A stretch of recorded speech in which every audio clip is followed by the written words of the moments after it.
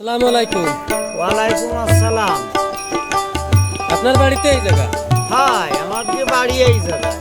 আচ্ছা, এই নড়াল 2 নম্বর সিটি, মানে এই যে 94 নং যে আসন নড়াইল 2, এই নড়াইল 2 আসন থেকে বিএনপির মনোনয়ন কাকে দিলে আপনার কাছে ভালো মনে হয়? এখন আমি তো একদম সাধারণ মানুষ, শ্রমিক মানুষ। আমি ওই তো অত রাজনীতি বুঝি নে।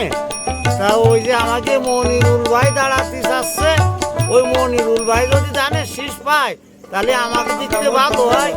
আমরা ভোট দিবানে মনিরুল ভাইরই।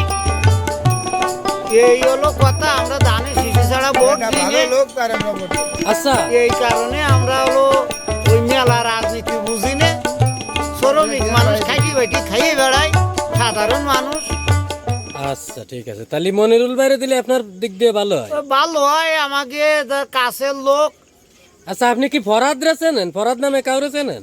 ওই যে শুনিছি লোহাগাড়ায় কনে বাড়ি ঢাকায় থাকে, তার চেহারা কি দেখেছেন কোনোদিন? তার কোনোদিন চেহারা দেয়নি, শুনিছি নাই। সে একজন অ্যাডভোকেট, তার দেখাটা যায় মানে ওই অ্যাডভোকেট কি ওই যে উকিল সাহেব নাম শুনেছি, তারে কোনোদিন দেইনি।